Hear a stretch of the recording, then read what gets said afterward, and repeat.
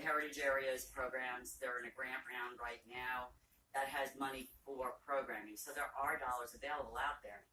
The Heritage Area programs in 2019, their grant program has gone up from $3 million to $6 million, and that really is for programming. So there are a lot of opportunities out there, and what I'm kind of hearing is maybe there's a gap between the programs that we have, that the state has, and being able to get that into the communities. All of the heritage areas and also the Maryland State Arts Council run grant workshops.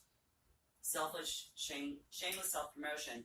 If you sign up for Maryland Insights on the visitmaryland.org site, we run all of those grant workshops all the time. We always promote them because what we want to do is have more people take advantage of these fabulous grant programs that are out there.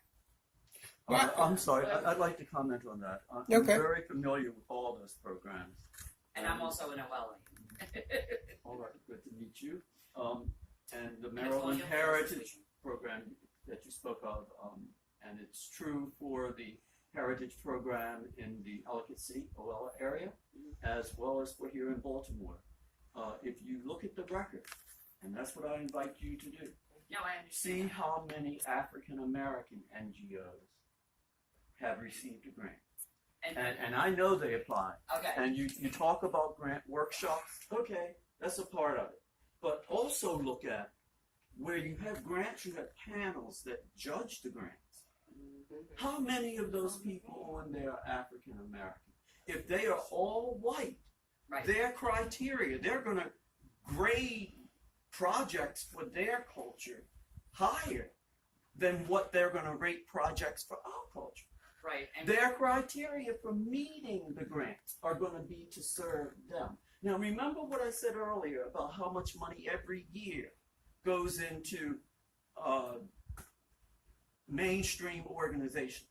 Now, most of these grants, especially the state grants, you have to show that you have a certain amount of income into your organization. Now, if you're getting thousands of dollars every year from the state, this African American organization that isn't getting anything can't compete with what you show for income. So it's built into the system, then I think that into these grant systems that we I can't think that's where Mr. Haney was speaking was, then bring those organizations into the conversation or get on the boards of those organizations. I know that it is a goal for many of these bigger organizations understanding there's a great conversation that Marin Assoff has about diversifying the BSO where they now, when people audition, they're behind a curtain.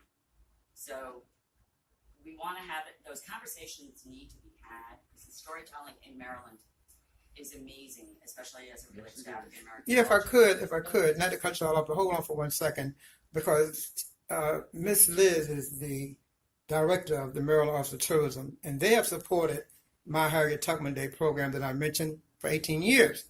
But one of the issues we have is under the Maryland Office of Tourism, Liz, you operate with the Maryland Tourism Development Board a grant fund. And when I would ask for a grant, other than what amount for the Harriet Tubman Day, let's say, for example, I asked for a $5,000 sponsorship for today's event. I have no place to go where I can apply for state tourism grants other than your office. And if your office has a mandate that you can only give tourism grants to your friends in the county tourism offices, programs like this today that need your support do not have your support at this point, have not received your check. I hate to put you on the spot, but the hotel is asking me to pay the bill. And you're sitting here overseeing $12 million, and yet I have a problem getting a $2,000 check from you. Can you explain? I would say that when you talk about the mandate, it was a legislative mandate of $2.5 million to the county tourism offices. And I got the invoice on the price that we agreed, I think it was this morning. So We agreed yesterday. It took a while to get you to agree, almost 2.5 months. I'm gonna pose. Look, No, excuse me. This is supported. Let me finish this first. I'll get to you next. You're next. Please, I'm the chair of the meeting, so just hold on for 1 second. I need you to hold it for 1 second. Because you've done it for years as well, and I'm going to say something. Okay. Fair. All right, go ahead. It's fair, man. All right, go ahead. Go ahead. It's fair Go ahead. in terms of a mandate, legislative mandate, as Liz said, in terms of $12 million. Because you know I'm very familiar with the state in terms of Yes. tourism. Yes. I understand it. Yes. And we said earlier that we as black people need to get more involved on these boards, as you said. Yes. We can't continue to go to people making decisions that don't look like us, so we have to take some responsibility. And we also said that we have a responsibility to Lou, as African Americans, to support you, right? So it's not always coming out of one area, one pot. Because, see, sometimes we shoot ourselves in the foot by shooting our friends because they all don't always look like us, our friends. And we have to be very careful in terms of how we shape and format conversations. Yes. And that's all I'm saying. I got you. Thank you. Thank you very much. We just have to be very careful. Thank you. Thank you for your remark. Now back to my question list. For months, weeks, I've been asking for the State Office of Tourism support for this event. And in your emails, you state that because you support Harriet Tubman Day, this event can only have such meager support. And you and I have been going back and forth now for 10 days trying to get the meager support done. Would you not agree, Liz, that there needs to be a separate place in state tourism funding grants that I can go to other than your office? But I think that we need to think about what those grants are, fully have that conversation, because I believe I said to you at the beginning of last fiscal year that understanding your goals and objectives, Yes. I would have liked to have known then what the platform was for the next 12 months. Well, I think it's in your email that I sent. No, well, but they come at for each event. That's what you asked. I asked martial arts in your office, where could I go to apply for a tourism grant? After I went on your website, and under your website, you have grants. And I went to apply there, and when I got to the place, it said restricted only to certain people. So then I sent Marcy an email stating, where should I apply? And I was told, well, Louis, you have to apply program by program, event by event. But my problem is, today is June 8th. Your organization, for whatever reason, as of right now, is still not supporting this event. And it's our third year. What does it take? You're here in front of you, Marylanders. Be honest and tell us. Can I interrupt for 1 second? As the hotel representative here, I just would like to say we really should have lunch, or it's going to really be overgrown and cold. So could we at some point very soon take a break and go next door for lunch? Yes, well, let's see if she can answer the question I have to her.